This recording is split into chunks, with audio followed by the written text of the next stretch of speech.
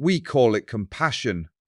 Until it's someone we don't like, then suddenly it's their fault. Suddenly it's they're being dramatic. Suddenly its actions have consequences. Suddenly we're not that deep, not that soft, not that understanding. Today's shadow is selective empathy, tribal empathy, the uncomfortable truth that empathy has bias. And the rawest part, most people don't lack empathy. They ration it. What selective empathy really is.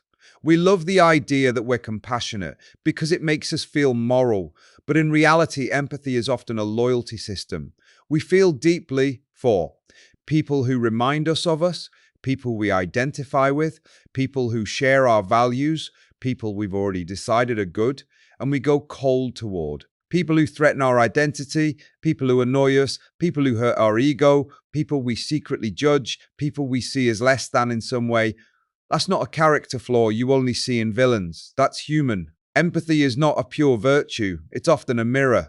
How it shows up in real life. Selective empathy is the reason two people can hear the same story and react totally differently. It looks like, I feel bad for her when it's a friend, but she should have known better when it's a stranger. He's struggling when it's your favorite person, but he's lazy when it's someone you don't respect. Everyone deserves grace until the person who messed up is the one you already dislike. It looks like you defending someone's behavior as trauma because you love them and calling the same behavior toxic when it comes from someone you don't. Same action, different label, different empathy. And, if you're honest, you've done it. The lie we tell ourselves. The lie is that we're being fair. I'm just telling the truth. I'm not excusing behavior.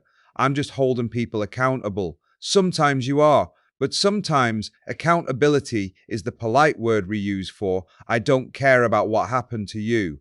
Because if we cared, we'd have to soften. And softening feels dangerous when the person is not in our tribe, so we harden instead. Why we do it? Selective empathy protects identity. If you empathize with the wrong person, you risk being associated with them, questioning your own side, feeling conflicted, seeing yourself in someone you dislike. Empathy blurs the lines, and humans love lines. We want heroes and villains, good people and bad people, us and them.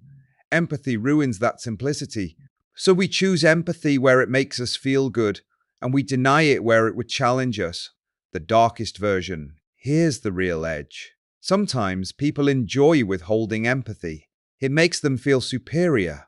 If you can look at someone suffering and feel nothing, you feel powerful. If you can dismiss someone's pain, you feel above it. If you can call it weakness, you feel strong. Coldness can feel like strength when you're scared of your own softness. And yes, we often hide it behind sarcasm. We call it humor. We call it realism. We call it not being naive.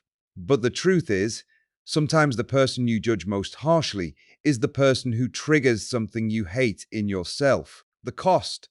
Selective empathy doesn't just harm other people, it shrinks you.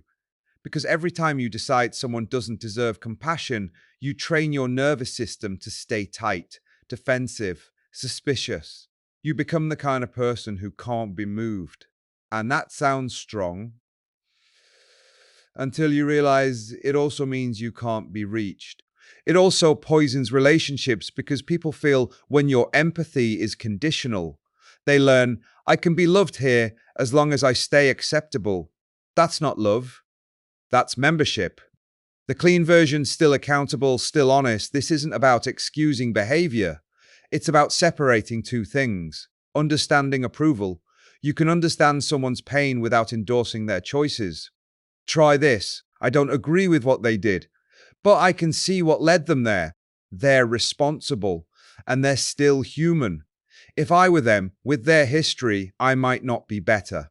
That last line is humbling, and that's why it works. Because humility is the antidote to tribal empathy. One brutal question to end on: who do you refuse to empathize with?